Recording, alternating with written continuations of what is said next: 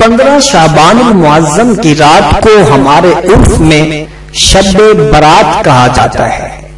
شب برات کا ذکر قرآن مجید میں بھی ہے اور احادیث مبارکہ میں بھی شب برات کی بڑی فضیلت وارد ہوئی ہے۔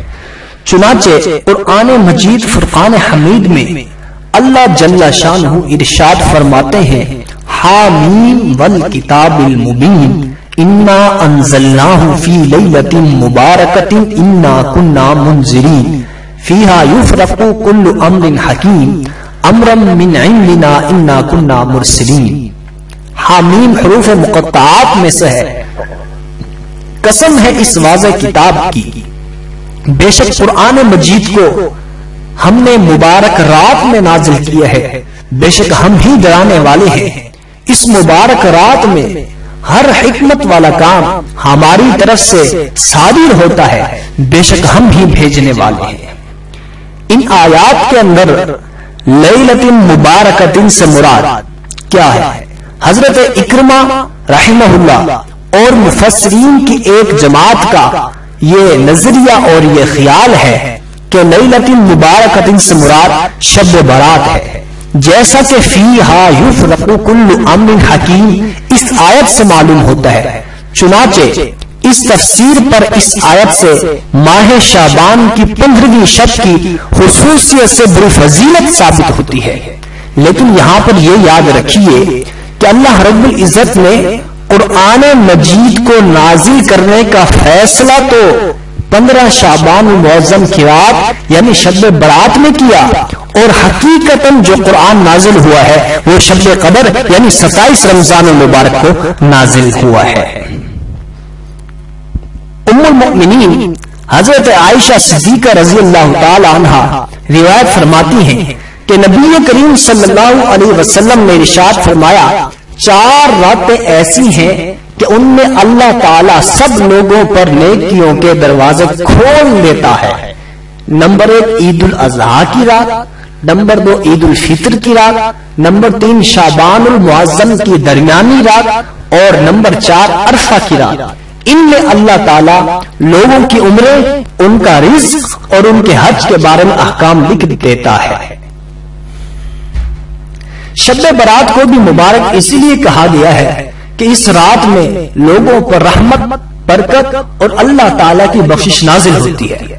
حضرت علی رضی اللہ تعالیٰ عنہ سے روایت ہے کہ نبی کریم صلی اللہ علیہ وسلم نے ارشاد فرمایا، شعبان کی درمیانی رات میں دنیا کے آسمانوں کی طرف حکم الہی ہوتا ہے اور ہر مسلمان کو اللہ تعالیٰ بخش دیتے ہیں، مگر 4 اشخاص ایسے ہیں کہ اس مبارک رات میں بھی ان کی بخشش نہیں ہوتی۔ ایک شرک کرنے والا، دوسرا کینہ رکھنے والا، تیسرا قطع تعلقی کرنے والا، اور چوتھا زنا کا۔ یہ ایسے اشخاص ہیں، ایسے افراد ہیں کہ اس مبارک رات میں بھی ان کی بخشش نہیں ہوتی۔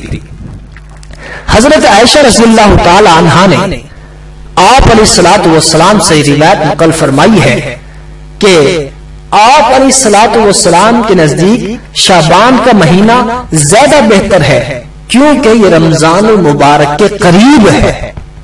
حضرت انس بن مالک رضی اللہ تعالی عنہ سے روایت ہے کہ نبی کریم صلی اللہ علیہ وسلم نے ارشاد فرمایا، شعبان کو شعبان اس لیے کہا جاتا ہے کہ اس میں نیکیاں تقسیم کی جاتی ہیں، کیونکہ شعبان میں تشاؤب سے ہے۔ تشاؤب کا معنی تقسیم کرنا، کیونکہ اس میں اللہ رب العزت نیکیاں تقسیم کرتا ہے، اس لیے اس کو شعبان کہتے ہیں۔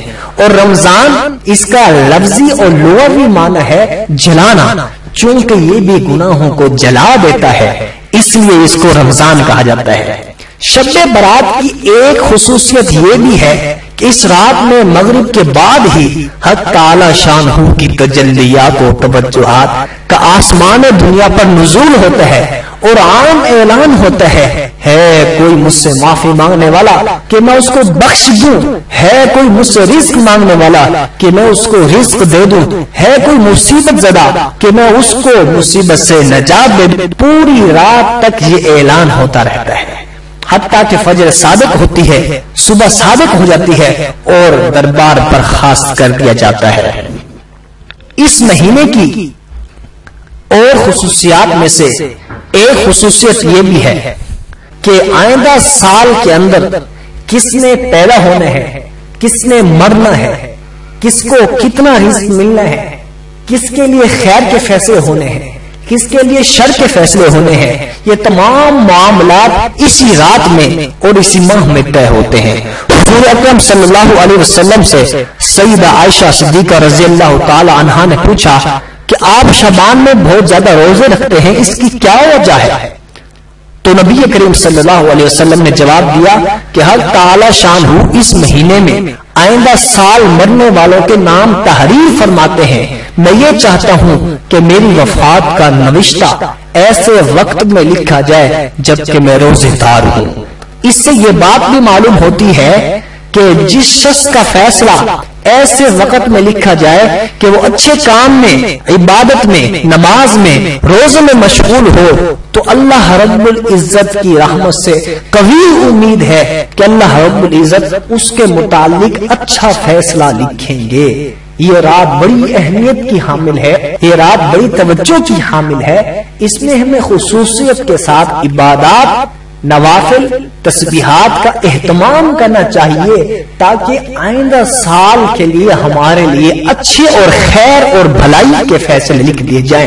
خدا نخواستہ ہم آتش بازی کر کے یا کسی گناہ میں لگ کر اس رات کو گزارتے ہیں تو ہم خود سوچ سکتے ہیں کہ آئندہ سال ہمارے لیے خیر کے فیصلے ہوں گے یا شر کے فیصلے ہوں گے۔